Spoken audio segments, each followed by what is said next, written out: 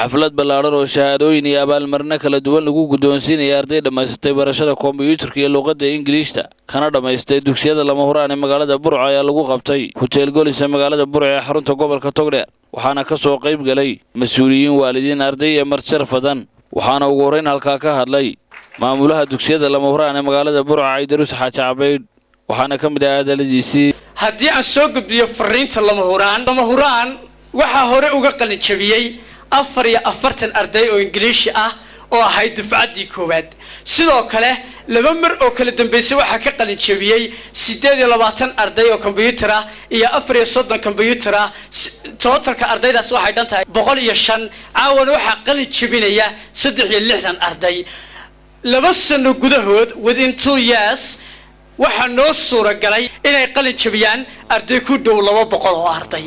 oo aan ka soo saarnay luqadda Ingiriisiga iyo xirfadda kombiyuutarka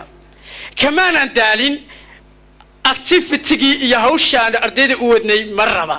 waxa iyaguna halka ka hadlay gudoomiyaha waxbarashada gaarka jaamac Cabdilaahi Cali Cabdicasiis Cali Boodle iyo gudoomiyaha jaamacadda Addis Cali Cashuur dugsigan lama huraan oruntii xafladii kuwan ka horeeyay anigu aan ka daawaday TV-ga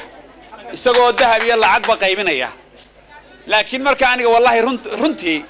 waxa ila ahayd waxaan isticmaalay waxaan waa dacayd daacaw aan indhahayga ku arkay oo runtii aan oran karo Aydarus waxa uu jabiyay recordkii lixaad lama huraan primary and KG schools awdiin wada sanadkan insha Allah sanad dugsiyeedka bilaabmi doona